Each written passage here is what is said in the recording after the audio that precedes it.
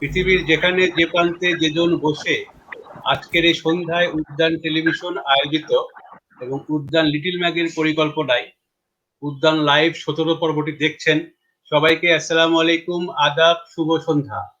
আমি তৌফিক জহুর আজকের এই অনুষ্ঠানটি সঞ্চালনার দায়িত্বে আছি।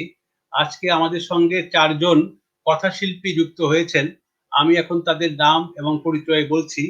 আমাদের সঙ্গে আজকে যুক্ত হয়েছেন জয়দীপ দে শাপলু, পিওনা আফরোজ, নূর কামরুন নাহার এবং রাজ্জাক বকুল। নূর কামরুন নাহার এবং রাজ্জাক বকুল দুইজন 90 দশকের কথাসাহিত্যিক এবং জয়দীপ দে শাপলু এবং পিওনা আফরোজ প্রথম দশকের দ্বিতীয় দশকের কথাসাহিত্যিক। তো আমরা কথা না বাড়িয়ে আজকের অনুষ্ঠানে চলে যাব। অনুষ্ঠানে চলে যাওয়ার পূর্বে আমি তাদের সৃষ্টি কিছু বিষয় নিয়ে কিছু কথা বলছি। নূর কামরুন নাহারের ইতিমধ্যেই উপন্যাস 4টি, গল্প গ্রন্থ 5টি, কবিতা গ্রন্থ 2টি, কলাম গ্রন্থ 1টি এবং অনুবাদ গল্প 2টি বের হয়েছে। একটি বের হয়েছে দিল্লি থেকে, একটি বের হয়েছে কানাডা থেকে। দিল্লি থেকে যে বইটি বের হয়েছে সেই বইটির নাম a death and a morning এবং কানাডা থেকে যে বইটি বের হয়েছে সেটির নাম হুইস্টলিং নাইট।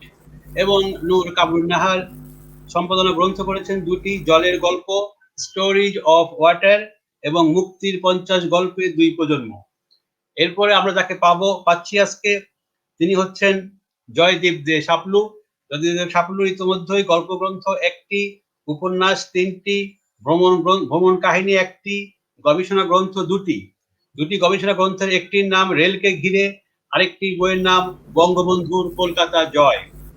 সংকলন গ্রন্থ একটি বেরোচ্ছে, খুব দুর্দান্ত, সেটি কার্টুন, একটি 71-এর কার্টুন।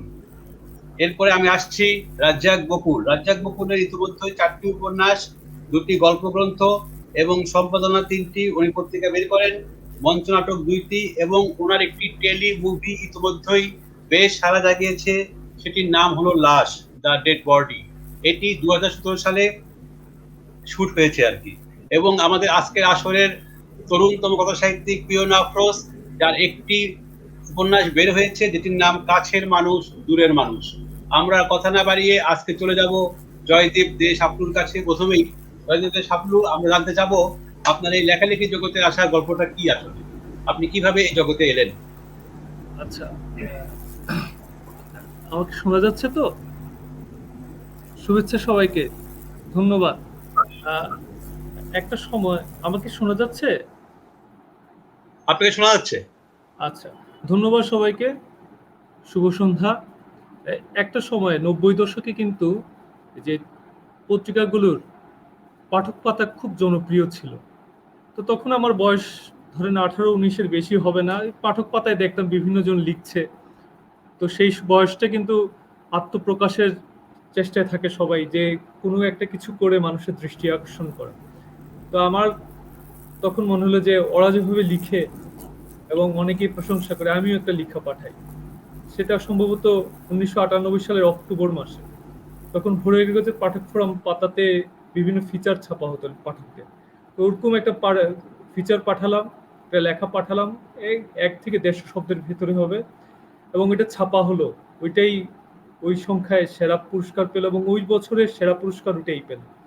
তারপরে এই প্রেরণায় এখনো পর্যন্ত লিখছি। একটা সময় লিখেছি না বুঝে, এখন একটা প্রেরণাও কাজ করে, তারপরে একটা দায়বদ্ধতাও সৃষ্টি হয়েছে, মানুষ পড়ে বই, এভাবেই লেখালেখি। তারপরে বিশ্ববিদ্যালয়ে থাকা অবস্থায় এই লিটল ম্যাগগুলোতে লিখতাম, প্রচুর লেখা হয়েছে তখন। সাংস্কৃতিক আন্দোলন, ছাত্র আন্দোলনের সাথে জড়িত ছিলাম। এরপরে 2007 সালে প্রথম জাতীয় পত্রিকায়, তখন প্রথম আলোতে আমার একটা গল্প ছাপা হয়। তারপরে অনেকগুলো গল্প বিভিন্ন জায়গায় ছাপা হয়েছে, পশ্চিমবঙ্গেরও পত্রিকায় ছাপা হয়েছে। এইভাবেই আর কি লিখছি, এ পর্যন্ত লিখেই যাচ্ছি আর কি। ধন্যবাদ জয়দেব দে শাপলু। আমরা এ পর্যায়ে চলে যাচ্ছি পিওনা আফরোজের কাছে। পিওনা আফরোজ, আপনি লেখালেখি জগতে কিভাবে এলেন? আপনার মাইকটা আনমিউট করতে হবে। আপনার মাইকটা আনমিউট করতে, হ্যাঁ বলুন বলুন। শুভ সন্ধ্যা, সবাইকে ধন্যবাদ জানাচ্ছি। অনেকে ডায়েরি লিখে থাকেন, আমি চিঠি লিখতাম। থেকে প্রচুর চিঠি লিখতাম। তার কারণ হচ্ছে আমার বেড়ে ওঠা, আমার শৈশব কেটেছে গ্রামে। বাবা মা থাকতেন ঢাকায়। তো বাবা মা ঢাকায় থাকার সুবাদে আমাকে প্রায় গ্রামের বাড়ি থেকে ঢাকায় আসতে হতো। গ্রামের যে পরিবেশ আর শহরের যে পরিবেশ, হঠাৎ করে একটা পরিবেশে আসলে খাপ খাইয়ে নেওয়াটা একটু কঠিনই বলা চলে। হুম, তো গ্রামের উঠোন, পুকুর, তারপরে সেখানকার মানুষ, এগুলো আমাকে খুব টানতো। তো খুব ফিরে যেতে ইচ্ছে করতো গ্রামে। তো গ্রামে যখন আমি ফিরে যেতে না পারতাম, তখনই মনটা বিষণ্ণতায় ছেয়ে যেত। সেই থেকে আসলে তখন আমি আমার মনের যে কথা, যে কষ্টগুলো, সেগুলোই আসলে আমি চিঠিতে লিখতাম আমার নানাকে উদ্দেশ্য করে। তো সেই চিঠিগুলো আসলে চিঠির পর চিঠি এরকম লিখে গিয়েছি, সেগুলো আপনার হয়তো বা কখনোই পোস্ট করা হতো না। আমাদের সময় তো আসলে তখন যোগাযোগের আর অন্য কোনো মাধ্যম ছিল না, ফেসবুক, হোয়াটসঅ্যাপ এগুলো কিছু ছিল না। একমাত্র মাধ্যমই ছিল চিঠি। তো আমি বলবো যে এই চিঠি লেখার মাধ্যমেই তারপরে যেটা হয় যে আমার কলেজ জীবনে আমি রচনা প্রতিযোগিতার মধ্য দিয়ে মূল লেখালেখিটা শুরু। তারপর থেকে বিভিন্ন জাতীয় দৈনিকে আমার লেখা কবিতা, গল্প আম, ছাপা হয়েছে। এভাবেই বলা চলে যে লেখালেখি করে যাচ্ছি। এই তো। ধন্যবাদ পিওনা আফরোজ চমৎকার করে বলার জন্য। এই পর্যায়ে আমি চলে যাচ্ছি রাজ্জাক বকুলের কাছে। রাজ্জাক বকুল, আপনার লেখালেখির জগতে আসার গল্পটা বলবেন। রাজ্জাক বকুল। এটা এটা 1994 সালের গল্প। আমি গ্রাম থেকে শহরে আসি 1991 সালে। তো এসএসসির পরে 1993 সালে বগুড়া থেকে একটা নতুন দৈনিক বেরোতো, দৈনিক আজ ও আগামীকাল। তো ওই পত্রিকাটা আমি পেয়ে যেতাম হাতের কাছে খুব সহজে। তো ওই পত্রিকায় দেখতাম যে উঠতি বয়সী যারা লেখক হতে চায়, লিখিয়ে যারা লেখার চেষ্টা করছেন, তরুণ, তাদেরকে প্রায়োরিটি দেওয়া হয়, তাদের লেখাকে পত্রিকায় ছাপানো হয়। তো এই বিষয়টা আমার মধ্যে অনুপ্রেরণা তৈরি করলো। তো কৌতূহল বশত আমি একটা লেখা ওখানে জমা দিলাম। তো দেখা গেল যে 2-1 দিন পরে লেখাটা অনেক বড় জায়গা নিয়ে ছাপা হয়ে গেল। তো ওইটা ছিল আমার শুরু। তারপর আমি দৈনিক করতোয়াতে ছোট গল্প লেখা শুরু করলাম। আমার প্রথম লেখা গল্প ডেটিং, সেটা 1994 সালেই প্রকাশিত হয়। এবং তারপর থেকে দৈনিক করতোয়া, দৈনিক আজ ও আগামীকাল, দৈনিক উত্তর বার্তা, দৈনিক দুর্জয় বাংলা, এই 4টি পত্রিকায় আমি সবসময় লিখতাম। উপন্যাসে আসি 2000 সালে। একটা কৌতূহল বশত 2000 সালে আমার প্রথম উপন্যাস মেয়ে প্রকাশিত হয়। এবং একটা মজার ব্যাপার যে তরুণ লেখকদের মধ্যে ওই সময় আমার লেখাটা, আমার বইটা মেয়ে উপন্যাস অনেক বেশি পাঠকদের নজর কাড়ে এবং বিক্রি হয়। এবং ওটা পরবর্তীতে 6টা এডিশন আমাকে করতে হয়েছে। এরপরে আমার আরো 3টি উপন্যাস, সর্বমোট 4টি উপন্যাস প্রকাশিত হয় এবং 2টি গল্প গ্রন্থ প্রকাশিত হয়, যেগুলোর নাম নির্বাচিত প্রেমের গল্প 2009 সালে এবং ডেটিং 2017 সালে। পরবর্তীতে আমি আমার লাস্ট উপন্যাস থেকে, ছোট গল্প থেকে, যেটা 1997 সালে আমি লিখেছিলাম, সেটা থেকে আমি একটা মুভি নির্মাণ করি, সেটা লাস্ট নামে, দ্য ডেড বডি নামে। মোটামুটি আমার লেখার জগতে আসার এটাই গল্প। ধন্যবাদ। ধন্যবাদ রাজ্জাক বকুল। এ পর্যায়ে আমি চলে যাচ্ছি আজকের আমাদের 90 দশকের গুরুত্বপূর্ণ কবি নূর কামরুন নাহার, কথা সাহিত্যিক। নূর কামরুন নাহার, আপনি লেখালেখির জগতে কিভাবে এলেন, এই গল্পটি এখন আমরা জানতে যাচ্ছি আসলে। নূর কামরুন নাহার। লেখালেখির জগতে কিভাবে এলাম, একটু আগেই আমার আগে 3জন আমাদের কথা সাহিত্যিক বলে গেলেন কিভাবে লেখালেখির জগতে আসলেন। আমি ঠিক লেখালেখির জগতেই আসবো এমনটি কখনোই আসলে ভাবিনি। তবে আমাদের বড় হওয়াটা কিন্তু বইয়ের মধ্যে। আমার বাবার একটি লাইব্রেরি ছিল। আমার বাবা খুব ভালো লিখতেন, যেমন কবিতা তেমন গদ্য। মাও লিখতেন, আমার মায়ের গান রয়েছে এবং কবিতা রয়েছে। সেই ছোটবেলা থেকেই আসলে একটি লেখার আবহের মধ্যে দিয়ে আমি বড় হয়ে উঠেছি।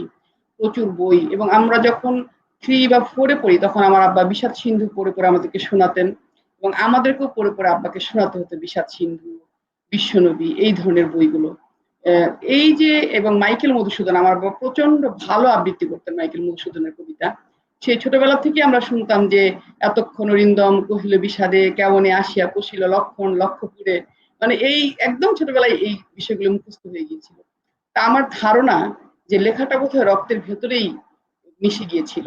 এবং আমি যখন স্কুলে পড়ি তখন আমাদের ম্যাগাজিনে গল্প, ছড়া বিভিন্ন প্রকাশিত হতে থাকলো। আর আমি কামরুন্নেসা সরকারি উচ্চ বিদ্যালয়ের ছাত্রী ছিলাম। ওখানে একটি পরীক্ষা হয়েছিল ম্যাগাজিন সম্পাদনার জন্য। তো ম্যাগাজিন সম্পাদনার জন্য যে আমি পরীক্ষা দিয়েছিলাম সেখানে আমি ফার্স্ট হয়েছিলাম।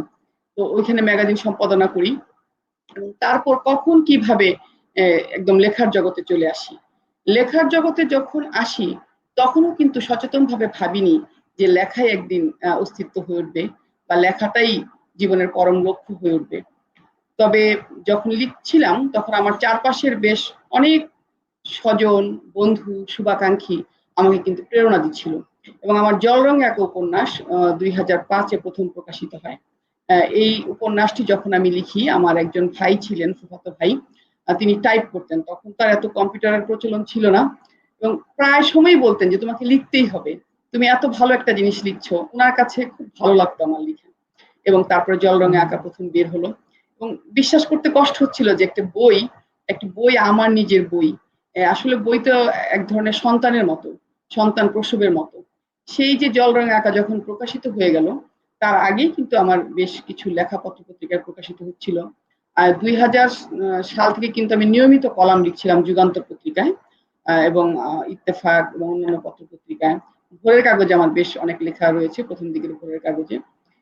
কিন্তু বই এবং লিখবো এবং খুব লেখাতেই চলে যাব, এই ধরনের বিষয়টি কিন্তু ভেবে উঠতে পারিনি। কারণ আমাদের মধ্যবিত্ত পরিবারের যে বিষয়গুলো, আমাদের সন্তান পালন, ঘর সংসার, চাকরি সবকিছু দেখার পরে লেখাটা অনেকটা সাবসিডারির মতো ছিল। কিন্তু যেভাবেই হোক লেখা এমন ভাবে রক্তে মিশে গেল, এমন ভাবেই লেখার জগতে প্রবেশ করে ফেললাম যে আস্তে আস্তে লেখাই ধ্যান এবং জ্ঞান হয়ে উঠলো। জগতের অন্যান্য সকল কাজ এখন করা হয়, নিয়মিত ভাবেই করা হয়, কিন্তু লেখাটাকেই বোধ হয় সবচেয়ে আনন্দের এবং সবচেয়ে প্রেমের বলে মনে হয়। সেভাবেই লেখার জগতে চলে আসা হলো। ধন্যবাদ নূর কামুন্নাহার চমৎকার করে বলার জন্য। আপনি আগে যাবেন না, আমরা আপনার কাছে আবারও আসছি এখনই। যে বিষয়টি আপনি শুরু করলেন, এই বিষয়টি আপনাকে দিয়ে আবার শুরু করব, এবং এরপরে চলে যাব জয়দীপ দে সাপুর কাছে। তো আপনি বলছেন যে 2005 সালে আপনার জল রঙে আঁকা উপন্যাসটি প্রথম বের হয়। আমাদের দ্বিতীয় যে প্রশ্নটি ছিল আর কি, এটি ছিল যে একটি গল্প বা উপন্যাসের টেক্সট আপনি কিভাবে ধারণ করেন, অর্থাৎ জল রঙে আঁকা যে আপনি লিখেছেন এই সময় আর কি, তো এটা আপনার প্রথম মাথায় কিভাবে এলো, বা আপনি এই গল্পের পটভূমিটা কিভাবে আপনি ব্যাখ্যা করবেন আজকে?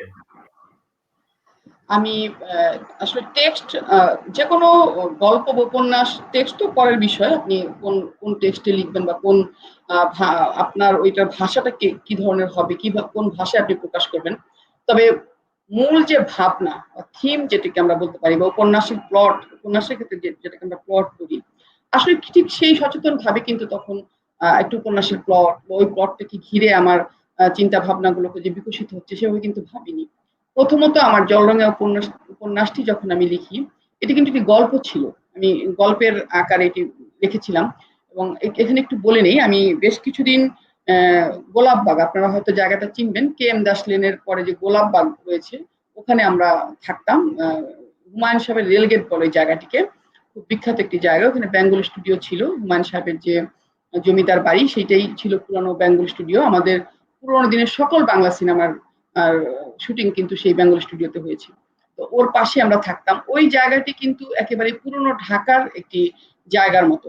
পুরোপুরি পুরনো ঢাকা না হলেও ওখানে পুরনো ঢাকার বেশ অনেক ধরনের বৈশিষ্ট্য রয়েছে, বা পুরনো ঢাকার যেই প্রথা, সেই প্রথাগুলো সেখানে রয়েছে।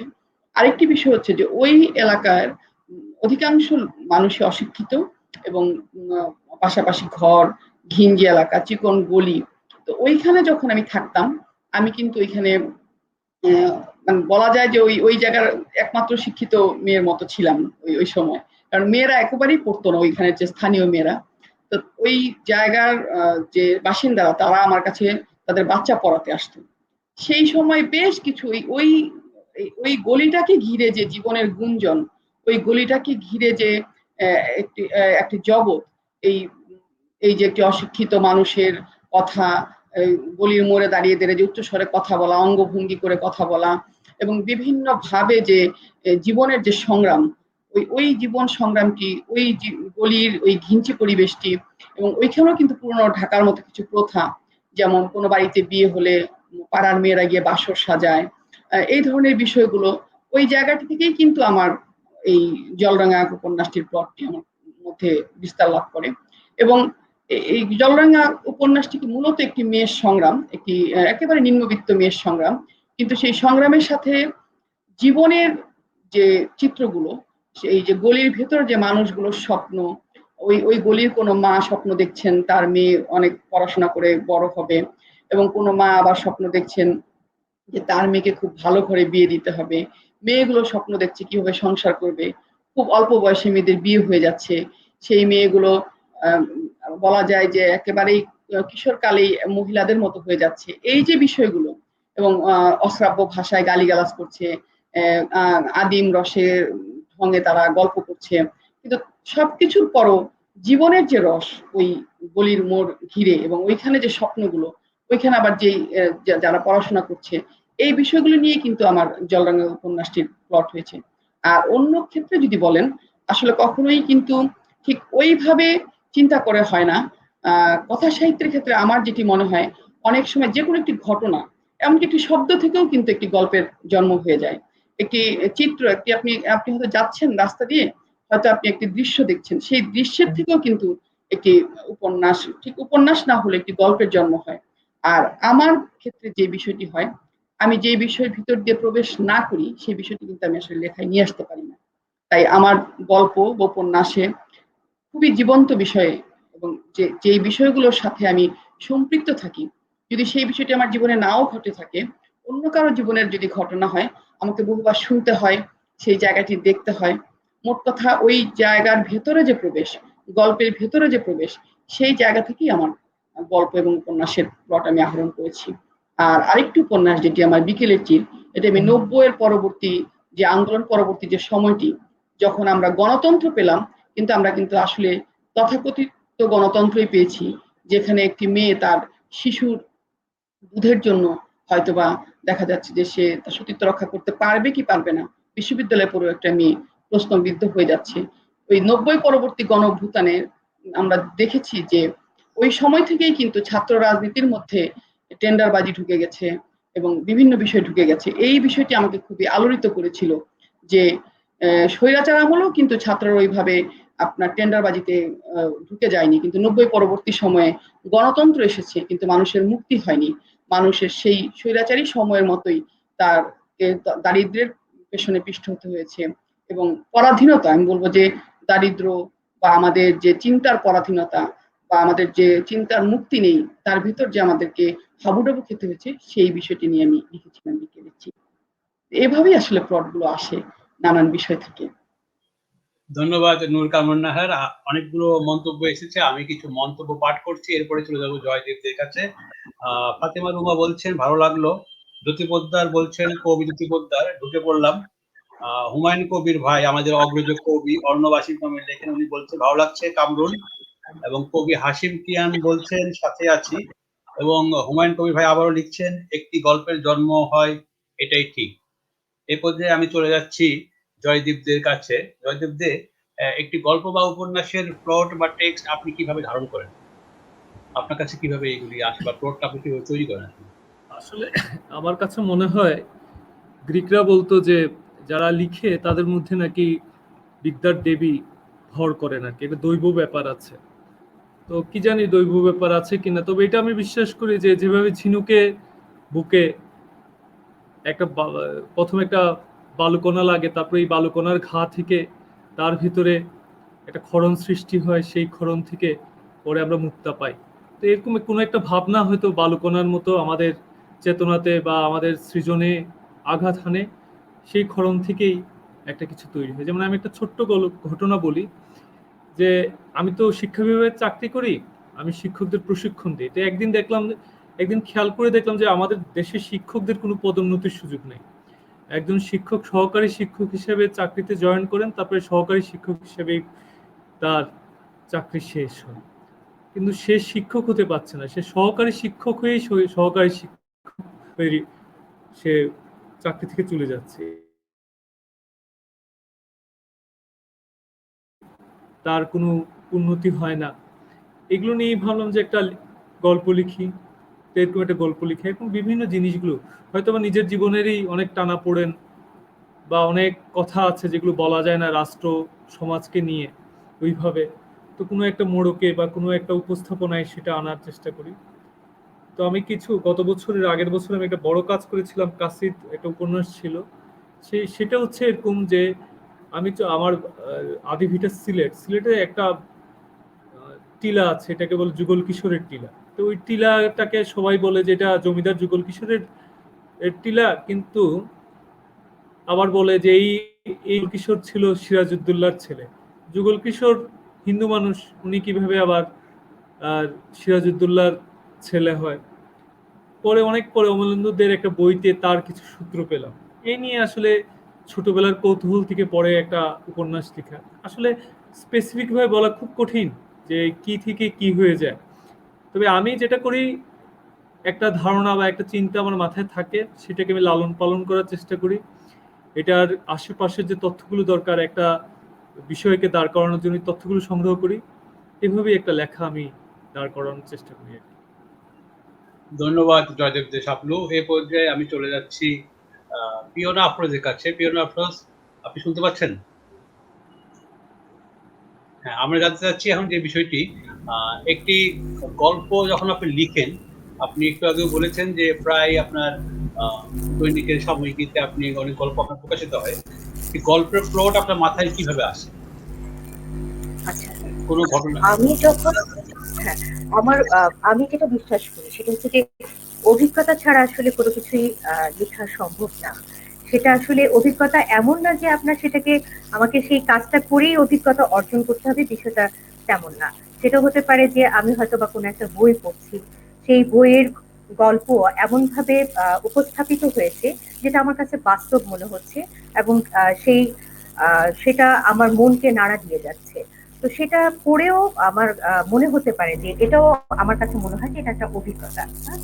আম, ওই ওই অভিজ্ঞতার আলোকেই আমি আমার গল্পগুলো দাঁড় করাই। কিছু তো থাকে আপনার আশেপাশের মানুষের যে বাস্তব জীবনের কিছু অভিজ্ঞতা, যেগুলো চোখে দেখা, কিছু থাকে বইয়ে পড়া, হ্যাঁ, ওনাকে বিশ্বাস করা, নিজে যেই গল্পটা আমি হয়তোবা পড়লাম সেই গল্পটার চরিত্রগুলোকে অনুভব করা। এভাবেই গল্প লেখার চেষ্টা করি। ধন্যবাদ পিওনা আফরোজ। ছোট মানি একটি কমেন্টস করেছেন, স্যার দেখতে খুব ভালো লাগছে, মানুষের উন্নতি পদোন্নতি হয় কিন্তু শিক্ষকের উন্নতি বা পদোন্নতি কত দূর? এটি সম্ভবত জয়দেব দেখেই লিখেছেন আর কি। তো এই পর্যায়ে আমি চলে যাচ্ছি রাজ্জাক বকুলের কাছে। রাজ্জাক বকুল, আপনার গল্প বা উপন্যাসের প্লট আপনার মাথায় কিভাবে আসে, আপনি কিভাবে ধারণ করেন?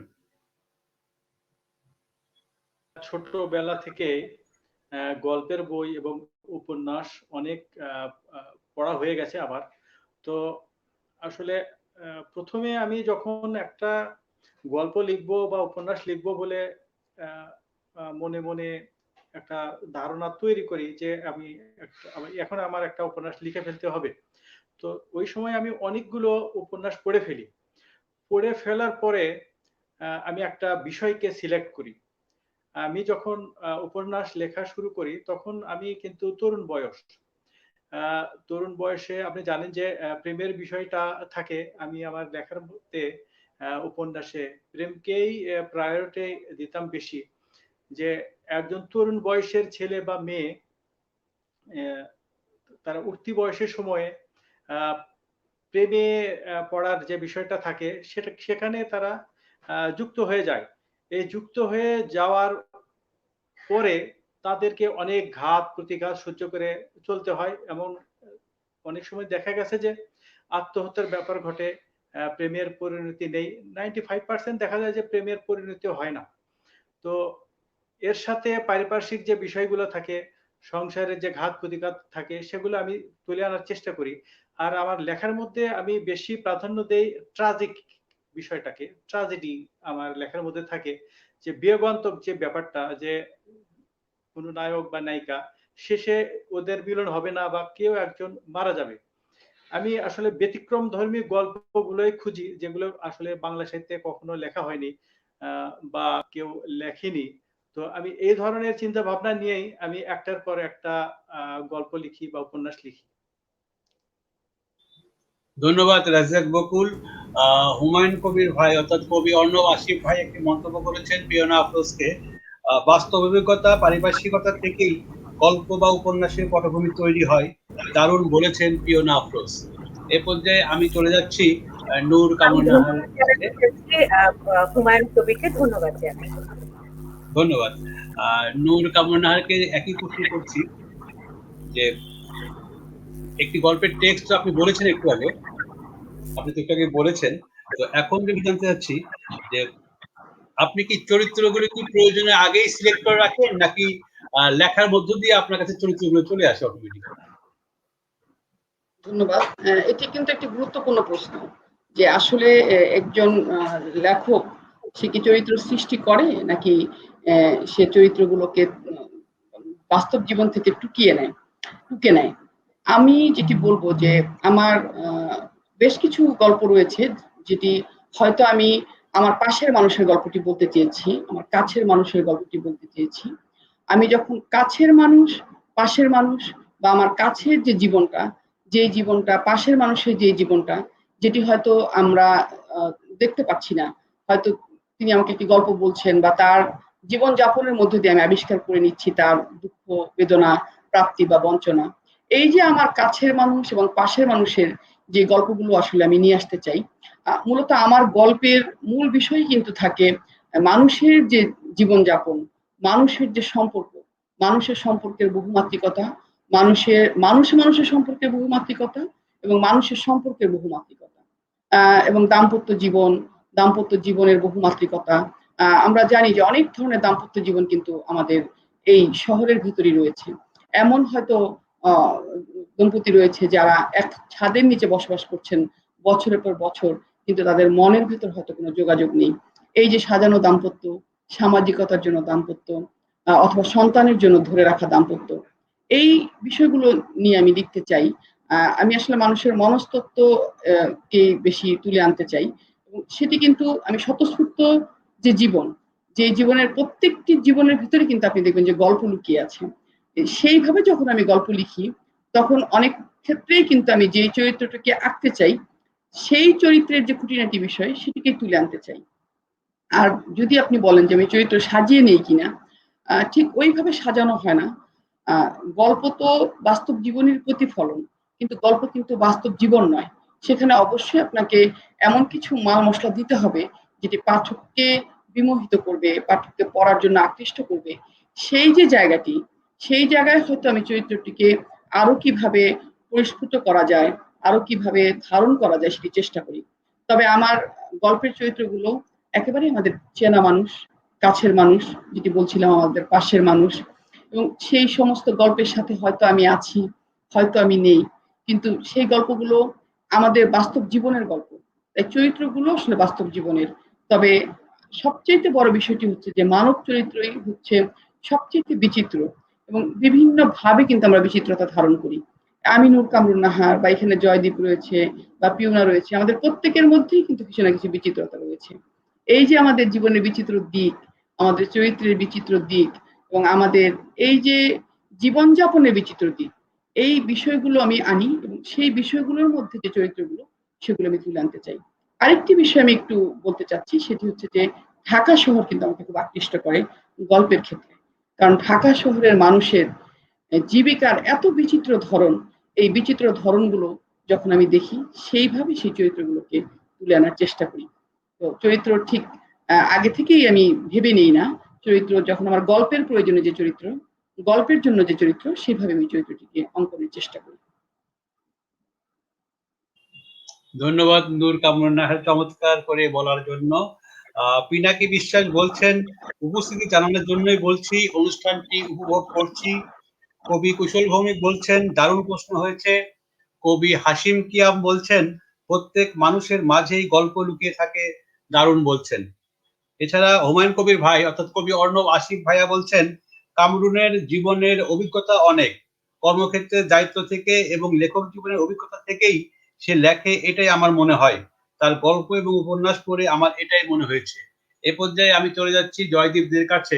জয়দীপ দে, আমি ওই প্রশ্নটি আপনাকে করতে চাচ্ছি যে উপন্যাসের বা গল্প লেখার ক্ষেত্রে যে চরিত্রগুলো আপনি সৃষ্টি করেন, এগুলি কি আগে থেকেই তৈরি করে রাখেন নাকি গল্পের প্রয়োজনে বা লেখার ক্ষেত্রে অটোমেটিক্যালি চলে আসে? জয়দীপ দে। আমি আসলে বিশ্বাস করি যে ঘটনা, যেটা আমরা যে ঘটনাগুলোকে আমরা বলি গল্প বা ঘটনা, ঘটনা আসলে মাংসের মতো। আর একটা সৃজনশীল লেখাকে কাঠামো দেয় এই ঘটনাকে কেন্দ্র করে যে দ্বন্দ্বগুলো কাজ করছে, যে অর্থনৈতিক ব্যাপারগুলো কাজ করছে, রাজনৈতিক ব্যাপারগুলো কাজ করছে। মার্ক্সের ভাষায় প্রত্যেকটা মানুষের সম্পর্ক কিন্তু অর্থনৈতিক। লেনিন বলছেন যে রাজনীতি অর্থনীতির একটা ঘনীভূত রূপ। কেউ একদল আরেক দলকে শোষণ করছে, কেউ শোষিত হচ্ছে, কেউ শোষণ করছে। এই জিনিসগুলো কিন্তু খুব সচেতনভাবে আমি আমার লেখাতে আনতে চাই, এই মিথস্ক্রিয়াগুলো।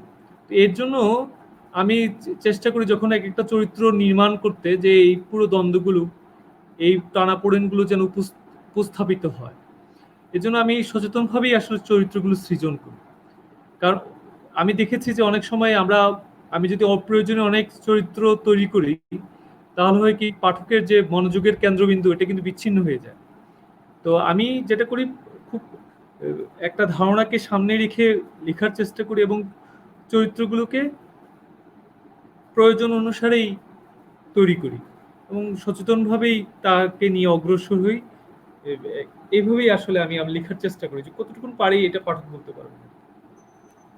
ধন্যবাদ জয়দেব দে সাপলু। আমি এই পর্যায়ে ঠিক এই প্রশ্নে চলে যাচ্ছি পিওনা আফরোজের কাছে। তার পূর্বে আমি আরেকটি মন্তব্য করছি। আসলে আমি এই ধরনের মন্তব্য করি না, এটি করেছেন হুমায়ুন কবির ভাইয়া অর্থাৎ আমাদের কবি অন্নবাসী ভাইয়া। তৌফিক যেহেতু দারুণ উপস্থাপনায় মুগ্ধ হচ্ছি, বাহুল্য কোনো কথা নেই উপস্থাপনায়। পিওনা আফরোজ, আমি ঠিক যাচ্ছি আপনার কাছে ওই প্রশ্নটি নিয়েই, যে আপনি তো গল্প লেখেন এবং আপনি একটি উপন্যাস লিখেছেন। তো গল্পের প্রয়োজনে বা উপন্যাসের প্রয়োজনে চরিত্র কি আপনি আগে থেকে সৃষ্টি করেন নাকি আপনার লেখার মধ্যে দিয়ে এসে যায়? পিওনা আফরোজ।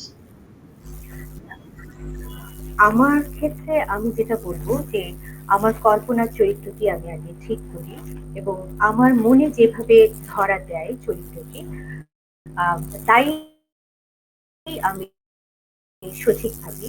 হ্যাঁ, তারপরে আমার কাজ হচ্ছে শুধু চরিত্রটিকে সঙ্গ দেওয়া। চরিত্রটি যা বলছে, যা করছে, আমার কাছে মনে হয় যে হ্যাঁ সেটাই হয়তো বা সঠিক, আমি সেভাবেই লেখাটা শুরু করি।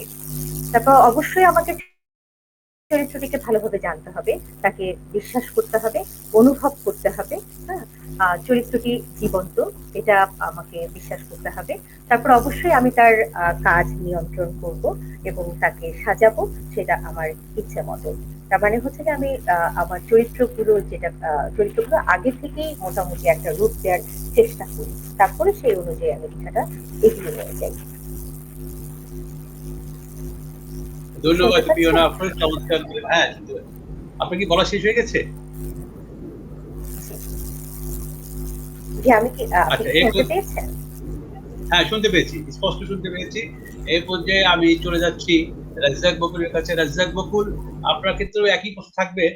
সেটি হলো যে গল্পের প্রয়োজনে বা চরিত্রের প্রয়োজনে আপনি কি চরিত্র সৃষ্টি করেন নাকি এটা অটোমেটিক্যালি আপনার কলমে আগায় চলে আসে, নাকি লেখার পূর্বে আপনি ঠিক করেন যে আমি এই চরিত্র নিয়ে কাজ করব?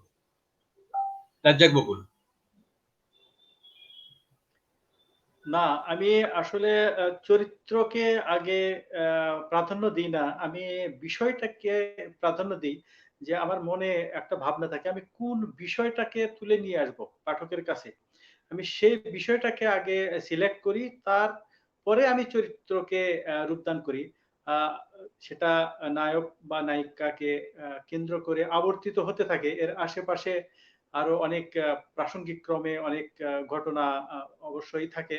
তো আমার লেখার ক্ষেত্রে একটা পজিটিভ দিক আমি সব জায়গায় রাখার চেষ্টা করি, সেটা হচ্ছে যে আমার গল্পটা যাকে কেন্দ্র করে এগোবে, নায়ক বা নায়িকা হতে পারে, তো তারা সবসময় ভালো মন মানসিকতার, পজিটিভ মন মানসিকতার হবে এবং তাদের দ্বারা সমাজ ক্ষতিগ্রস্ত হবে না, সমাজের মানুষগুলো ক্ষতিগ্রস্ত হবে না।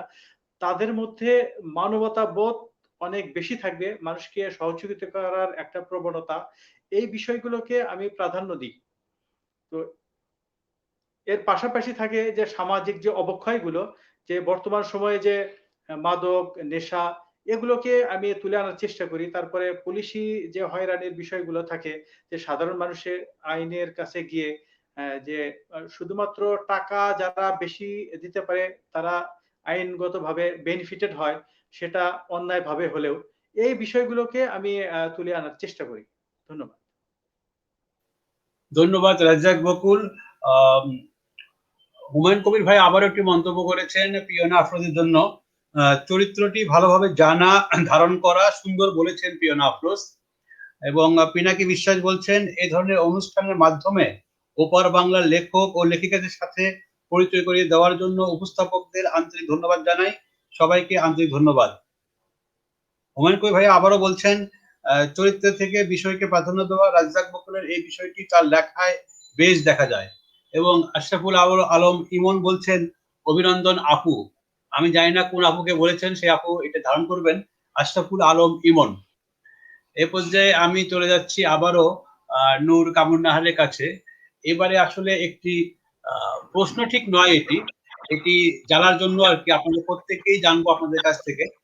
আপনার একটি উপন্যাস, যে উপন্যাস থেকে আপনি লিখে ভালো লেগেছে আপনার কাছে, আপনি অনেকগুলো উপন্যাস লিখেছেন, 4টি, কোন উপন্যাসটি লিখে আপনার ভালো লেগেছে, তো এবং সেই উপন্যাসটির পটভূমি আসলে কি ছিল? এটি আসলে একটু কঠিন প্রশ্ন। নিশ্চয়ই ভালো লাগা থেকেই সবগুলো উপন্যাস লেখা হয়েছে। ভালো লেগেছে বলেই লিখতে পেরেছি। যে বিষয়ে আনন্দ থাকবে না, যে বিষয় নিয়ে লিখতে আমি আনন্দ পাবো না, সেই বিষয়ে কিন্তু আসলে লেখা যায় না।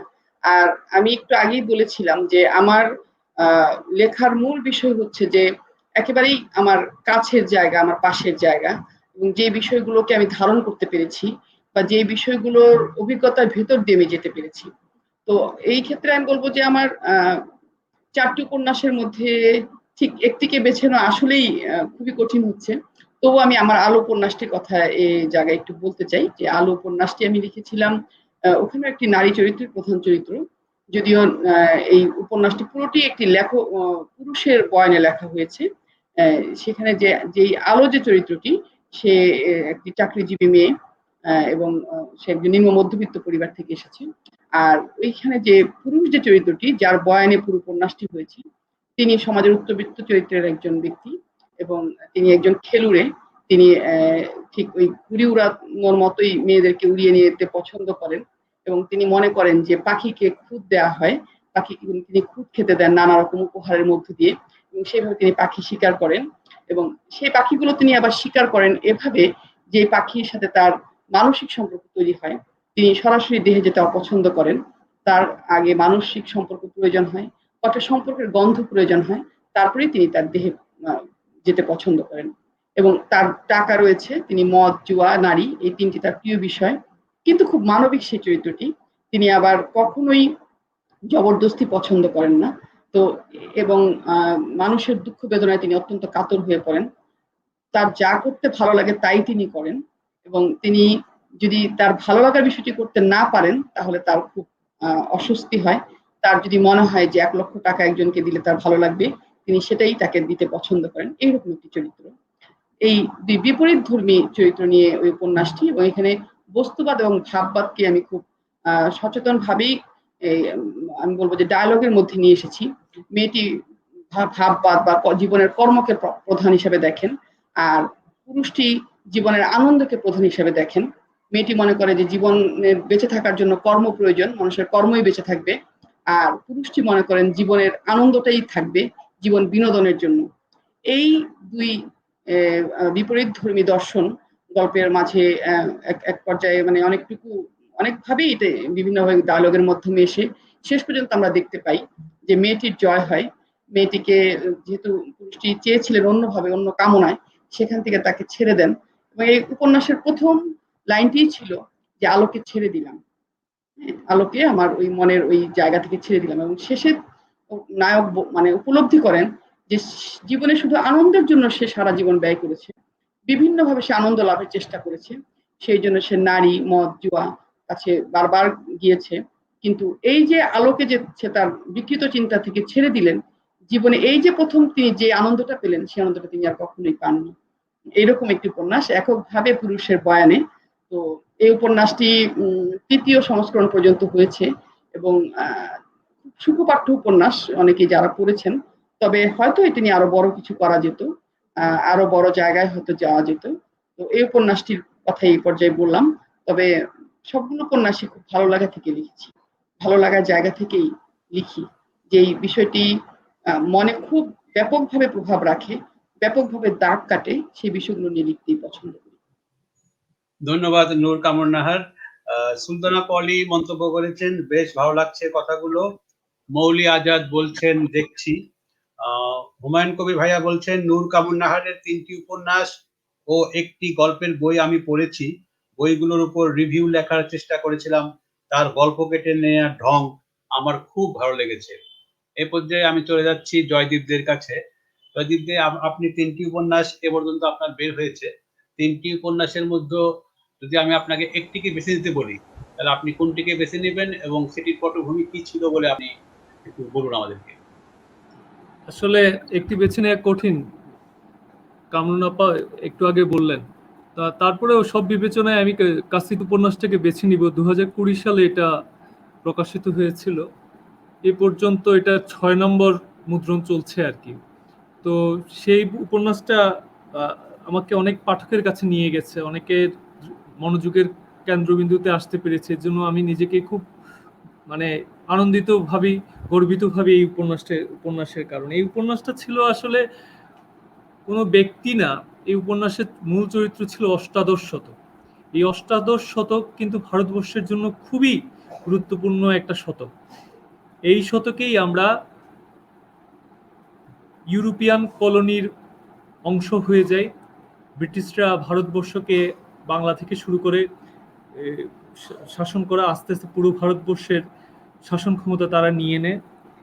এবং একটা সময় আপনারা দেখবেন যে সিল্ক রোড যেটা আছে, সেই সিল্ক রোডে কিন্তু ভৌগোলিকভাবে বাংলাদেশের কোনো প্রয়োজন নেই। বাংলাদেশকে বা বাংলা ভূখণ্ডকে এড়িয়েই কিন্তু সিল্ক রোডের বিভিন্ন রাস্তা বিন্যাস করা যেত।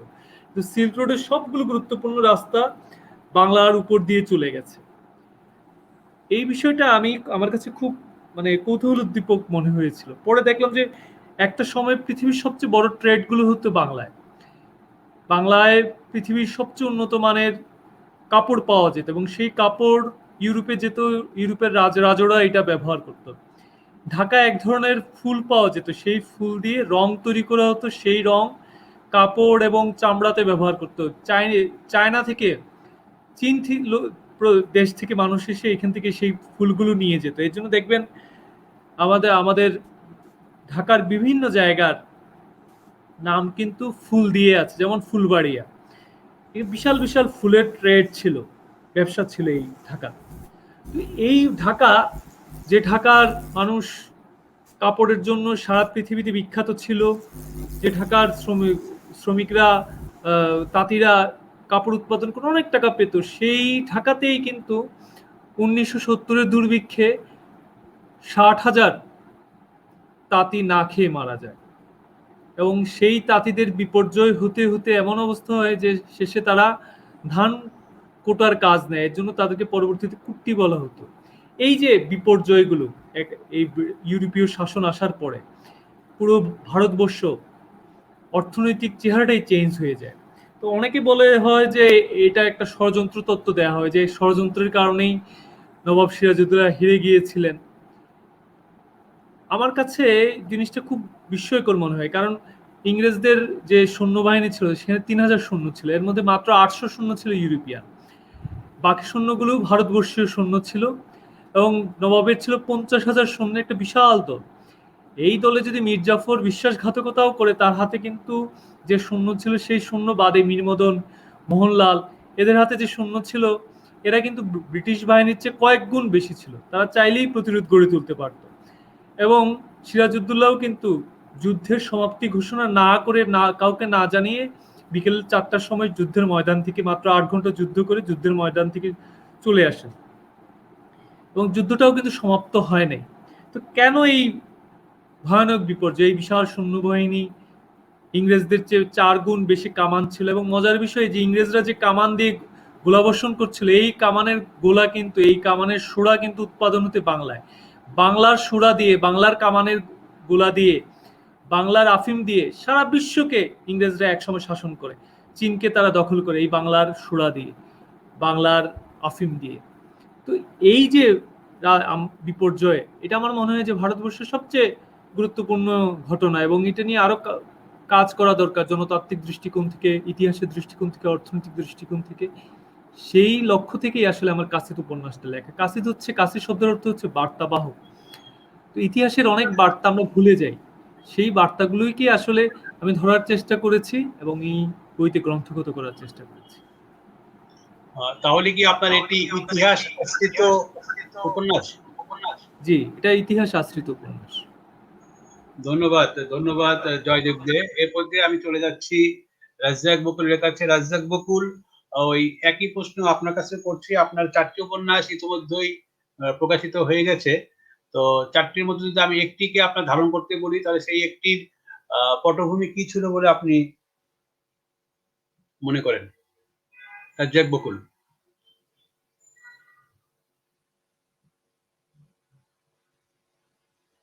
মাইকটা আনমিউট করতে হবে রাজ্জাক বকুল। হ্যাঁ, বলুন। এবার শুনতে পাচ্ছেন? আমার হ্যাঁ, শুনতে 4টা পাচ্ছি। উপন্যাসের মধ্যে আমার প্রথম যে উপন্যাস মেয়ে, যেটা আমাকে কথা সাহিত্যিক হিসেবে পরিচিতি দিয়েছে পাঠক মহলে, লেখক মহলে, আমি মনে করি যে আমার আমার মত এত ভালো উপন্যাস আমি আর এরপরে কখনো লিখতে পারবো না। এটা একটা লড়াকু মেয়ের জীবন কাহিনী বলা যেতে পারে, যে একটা পরিবারে 3টা মেয়ে, বড় মেয়ের নাম অনিতা, মেজো মেয়ের নাম ঝরা, আর ছোট মেয়ের নাম ঝুমু। তো গল্পটা মূলত বড় মেয়ে অনিতার উপর পড়েছে, তার জীবন সংগ্রামকে কেন্দ্র করে। তো বড় মেয়েটা একটু আলাদা, ও পড়াশোনায় ভালো, কিন্তু একটু আত্মকেন্দ্রিক। আর ছোট মেয়েটা ডান পিটে একটা, আর ওর বাবা একটা সরকারি কর্মকর্তা ছিলেন, অনেক টাকা পয়সা ওয়ালার মালিক ওনার বাবা। তো গল্পে এরকম দেখা গেল যে শুধুমাত্র টাকার লোভে কিছু দুষ্কৃতিকারী বড় মেয়েটাকে কিডন্যাপ করে ফেললো, একটা বড় অ্যামাউন্ট দাবি করে ফেললো ওর বাবার কাছে। তো দেখা গেল যে টাকাটা দিতে দেরি হচ্ছে, এর মধ্যে মেয়েটা ধর্ষিত হয়ে গেল। তো পরবর্তীতে টাকা দিয়ে মেয়েটাকে উদ্ধার করে নিয়ে আসা হলো, কিন্তু দেখা গেল ওই মেয়েটার স্বাভাবিক জীবনযাপনে অভ্যস্ত না, সে আরো নিজেকে গুটিয়ে নিল। তো ওর বাবা মা অনেকেই চেষ্টা করলো ওকে আরো স্বাভাবিকভাবে জীবনযাপনে নিয়ে আসার, ও বিভিন্ন ছেলের সাথে মেশার সুযোগ করে দিল। তো প্রেম ভালোবাসার প্রতি ওই মেয়েটার কোনো আকর্ষণ ছিল না। কিন্তু পরবর্তীতে দেখা গেল আস্তে আস্তে সময়ের সাথে সাথে মেয়েটা একটা, ওর টিচার মেডিকেলের স্টুডেন্ট পড়াতে আসে বাসায়, ওর প্রতি দুর্বল হয়ে যায়। তো দেখা গেল যে ওই ছেলেটা জেনে ফেললো যে মেয়েটা ধর্ষিত হয়ে গেছে। ওই মেয়েটা বলে ফেলেছিল যে আমি একসময় এরকম ধর্ষিত হয়ে গেছি। তো ওর যে টিচার ওকে আর গ্রহণ করলো না। এরকম ভাবে আরো 2 জায়গাতেও মেয়েটা প্রতারিত হয়ে গেছে। তো এরপরে দেখা গেল যে মেজো মেয়েটা একাকী ওই ফ্যামিলির থেকে অন্য একটা ছেলেকে পছন্দ করে চলে গেছে। পরবর্তীতে ওই ছেলেটাকে ওর বাবা মা মেনে নেয়। তো মেজো মেয়েটা প্রেগনেন্ট হয়ে যায়, আহ, যেহেতু স্বামী আছে। তো বাচ্চা হওয়ার সময় ওর মেজো মেয়ে আর নায়িকার মেজো বোন, আহ, ও মারা যায় আর বাচ্চাটা বেঁচে যায়। তো বাচ্চাকে ওই বড় মেয়েটা লালন পালন করে। একসময় দেখা গেল কি যে বড় মেয়েটা যে অনিতা, সে ওই ফ্যামিলির কেউ না। অনিতা আসলে ওর বাবার বন্ধুর মেয়ে, ওর বাবার বন্ধুর ওয়াইফ অনিকাকে জন্ম দিতে গিয়ে মারা যায়। তো ওই মেয়েটাকে ওর বাবার কাছে রেখে ওর যে আপন বাবা ও দেশের বাইরে চলে যায়, ইংল্যান্ডে চলে যায়।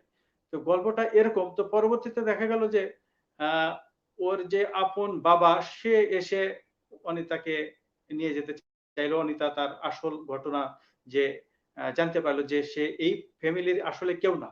পরে অনিতা ওর ছোট বোনের যে ছোট বাচ্চা, যে মেজ বোনের যে বাচ্চা, যে বোনটা মারা গেছে, সে বাচ্চাটাকে মানুষ নিজে কোলে পিঠে করে মানুষ করার জন্য বাচ্চাটাকে নিয়ে দেশের বাইরে চলে যায়, তার সব বন্ধু বান্ধব আপনজন সবাইকে ফেলে।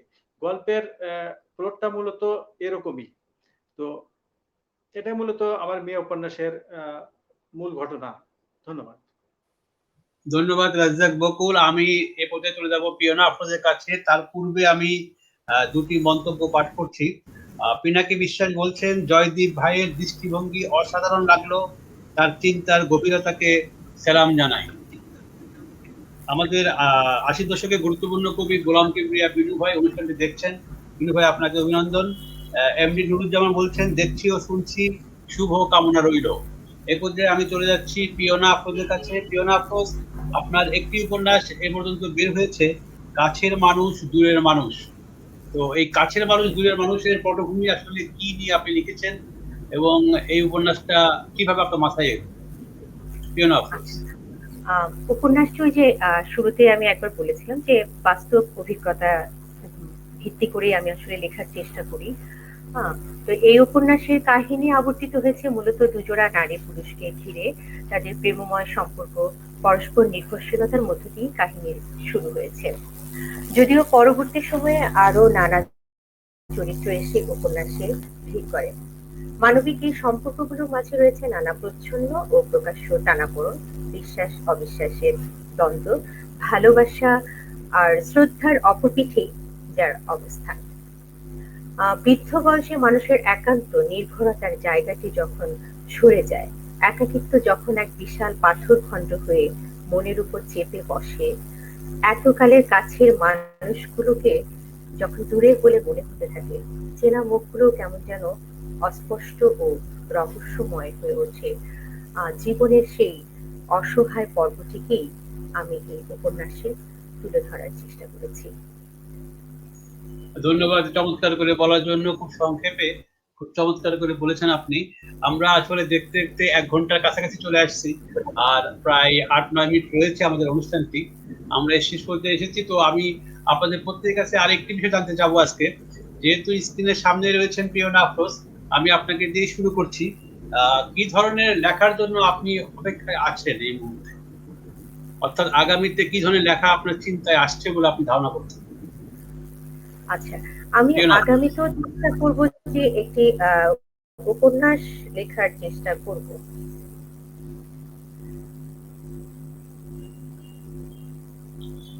ধন্যবাদ পিয়না আফরোজ। আমি চলে যাচ্ছি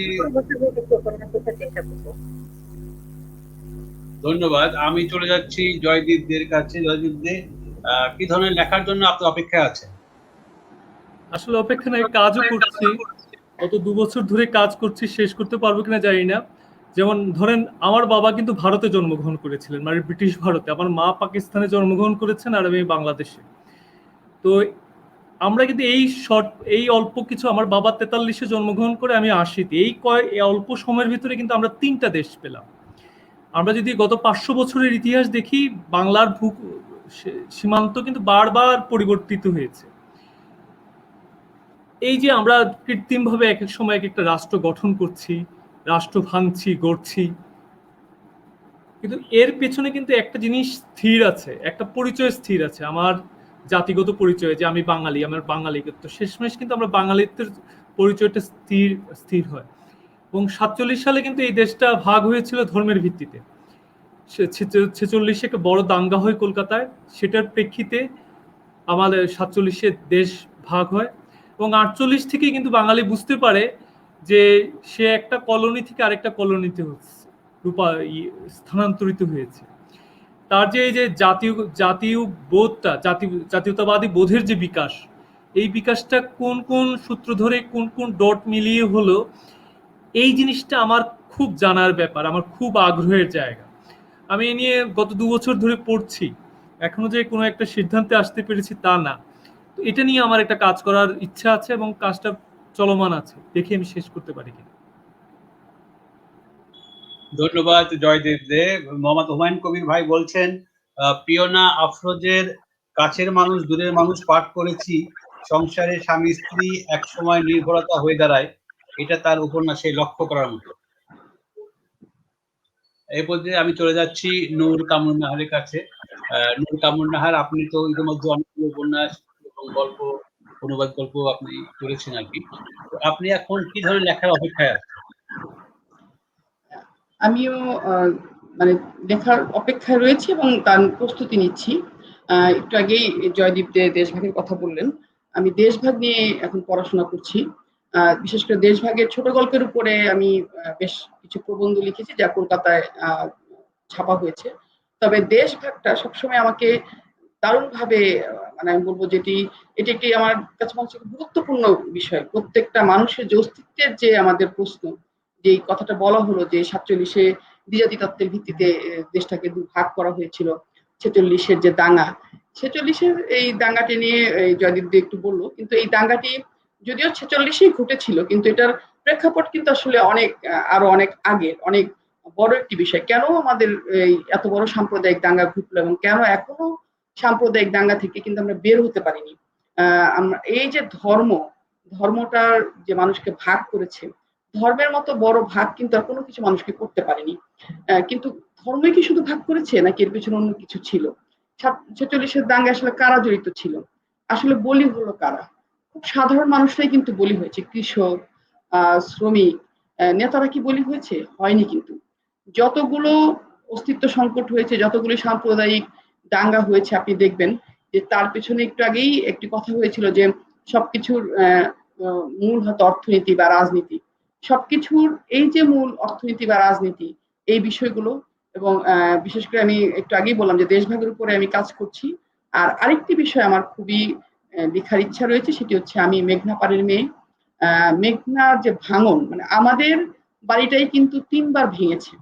এই যে নদী ভাঙ্গা মানুষের যে বেদনা, নদী ভাঙ্গা মানুষগুলোর যে জীবন এবং ওইখানের যে ভাষা এবং এই যে পলিমাটির মতো যে ওই মানুষগুলোর মন এবং ওই পলিমাটির ভেতরে যে তাদের পায়ের ছাপ যে শক্ত হয়ে যে গেঁথে যায়, একটি নদী যে কিভাবে মানুষের জীবনকে নিয়ন্ত্রণ করে এবং নদীর জন্য যে মানুষের জীবনটা কোন গতিতে প্রবাহিত হয়, ওই মেঘনা পাড়ের জীবন নিয়ে আমার একটি বড় ক্যানভাসে একটি উপন্যাস লেখার ইচ্ছা রয়েছে। আর দেশভাগের উপর ভিত্তি করে আমার কিছু লেখার ইচ্ছা রয়েছে। তো আমি এই জন্য আমার বারবারই দেশে যেতে হবে এবং মানুষগুলোকে আরো বেশি করে দেখা, এবং সেটা আমি করছি। তো জানি না আসলে কতটুকু সম্ভব হবে, কারণ একটি মেঘনা পাড়ের যে জীবন, এই জীবনটাকে একটি ক্যানভাসে নিয়ে আসা সত্যিকার অর্থেই খুব দুরূহ কাজ। আর দেশভাগ এত ভাবে আমাদের মধ্যে প্রভাব রেখেছে, বিভিন্ন দিকে এত বেশি প্রভাব রেখেছে, মানে দেশভাগটা হয়ে গেছে কিন্তু খুব অল্প সময়। আপনি জানেন, ইতিহাস নিয়ে আমি আর কথা বলতে চাচ্ছি না, যে যখন দেশভাগটা হয় তখন কিন্তু অনেক কিছু না ভেবেই দেশভাগটা হয়েছে, এবং এমনকি প্রদেশগুলোকে নিয়েও যে গঠন করা হয়েছে খুব বেশি কিন্তু চিন্তা করার সুযোগ ঘটেনি। কিন্তু এটি যে কত সুদূর প্রসারী প্রভাব রেখেছে এবং আরো রাখবে, ভবিষ্যতেও রাখবে, সেই বিষয়গুলোর উপর দৃষ্টিপাত করে, সেই মানুষগুলোর উপর দৃষ্টিপাত করে, যে মানুষগুলো আসলে তার মাটিকে হারিয়েছে, মাটিকে হারানোর যে বেদনা, এবং নতুন একটি মাটিতে আপনি যতবারই আপনার পদচ্ছাপ রাখতে চান না কেন, সেই যেই মাটিতে আপনি প্রথম শিকড় গেঁথেছিলেন, সেই শিকড় উপড়ে ফেলার যে বেদনা, এই বিষয়গুলো নিয়ে আমার ইচ্ছা রয়েছে। কতটুকু সফল হব জানি না, তবে খুব চেষ্টা করে যাচ্ছি। চমৎকার করে বলার জন্য আবারও ধন্যবাদ নূর কামরুন নাহার। কবি হাসিম কিয়াম বলছেন, পলি মাটির মতো মানুষের মন। খুব ভালো লাগলো। রাজ্জাক বকুল, আপনার কাছে যাচ্ছি একই প্রশ্ন নিয়ে, সংক্ষেপে বলুন কি ধরনের লেখার জন্য আপনি অপেক্ষায় রয়েছেন? আসলে আমি অপেক্ষায় নাই। আমি অলরেডি কাজ শুরু করে দিয়েছি, লেখা শুরু করে দিয়েছি। আমার আত্মজীবনী আমি লিখছি। আমার পরবর্তী প্রকাশনা আব্দুর রাজ্জাক বকুলের আত্মজীবনী। এরপর আমার একটা ছোট গল্পের বই আসবে। আর আমার একটা স্বপ্ন হচ্ছে যে ১০০০ পৃষ্ঠার একটা গ্রন্থ, যেটা আব্দুর রাজ্জাক বকুলের রচনা সমগ্র, এটা আমি বের করব। এটা মোটামুটি আমি এই কাজগুলো নিয়ে এখন ব্যস্ত আছি আর কি। ধন্যবাদ। ধন্যবাদ রাজ্জাক বকুল। দাদা পিনাকি বিশ্বাস বলছেন, শ্রদ্ধেয় নূর কামরুন নাহার দেশভাগের উপর লেখা বইটি কলকাতার কোন পাবলিশার্স প্রকাশ করেছেন সেটি জানালে সংগ্রহ করতে পারি। ধন্যবাদ দাদা, আপনাকে অবশ্যই জানানো হবে এই বিষয়টি। আর একটু বলে দেই, আমার একটা বই না, কিন্তু আমি একটি প্রবন্ধ লিখেছি, দেশভাগের উপর একটি বিশেষ সংখ্যা হয়েছে, ওই সংখ্যাতে এটি বের হয়েছে। ওই প্রবন্ধটি প্রায় ৮,০০০ শব্দের মতো। তবে ওই প্রবন্ধটি একটু অসম্পূর্ণ রয়েছে, কারণ ওখানে আমি বাংলাদেশ, পাকিস্তান এবং মানে ভারতের যে উপমহাদেশের দাঙ্গার গল্পগুলো বা দেশভাগের গল্পগুলো ওগুলো নিয়ে লিখেছি। পরে আমার হাতে ত্রিপুরার একটি বই এসে পৌঁছেছে। ওই ত্রিপুরার যে গল্প, সেই গল্পগুলো আমি যখন ওটা ওই মানে আমার ওই প্রবন্ধটা থেকে রাখতে পারবো, তখন আশা করি প্রবন্ধটি সম্পূর্ণ হবে এবং হয়তো এটি বই আকারে পরবর্তীতে প্রকাশ করা সম্ভব হবে আশা করি। দাদা পিনাকি বিশ্বাস, আশা করছি আপনি লেখকের মুখ থেকে উত্তরটি পেয়ে গেছেন। দেখতে দেখতে আমাদের অনুষ্ঠানটি একেবারেই শেষ পর্যায়ে চলে এসেছি। আসলে 4 জনকে নিয়ে কথা বললে আরো 1 ঘন্টা অনুষ্ঠান চালালেও আমার ধারণা অনুষ্ঠানটি শেষ হবে না, কিন্তু সময় বলে একটি কথা আছে। আর আপনাদের 4 জনকে নিয়ে আবারও কোনো এক জায়গায় কোনো এক অনুষ্ঠানে আমরা সমবেত হব, তবে অবশ্যই 4 জন কথা সাহিত্যিককে একসঙ্গে নয়। এরপরে আমরা চিন্তা করব আপনাদেরকে একজন একজন করে নিয়ে আসার জন্য। হয়তো সেদিন থাকবে কোনো কবি বা কোনো গল্প লেখক অথবা কোনো শিল্পী। এই আশাবাদ ব্যক্ত করেই আজকের এই চমৎকার অনুষ্ঠানটির আমি এখানেই সমাপ্তি ঘোষণা করছি। সবাই ভালো থাকুন, সুস্থ থাকুন, মাস্ক পরুন এবং নিরাপদ দূরত্ব বজায় রেখে পথ চলুন। সবাইকে ধন্যবাদ। শুভরাত্রি। শুভরাত্রি। ধন্যবাদ সবাইকে।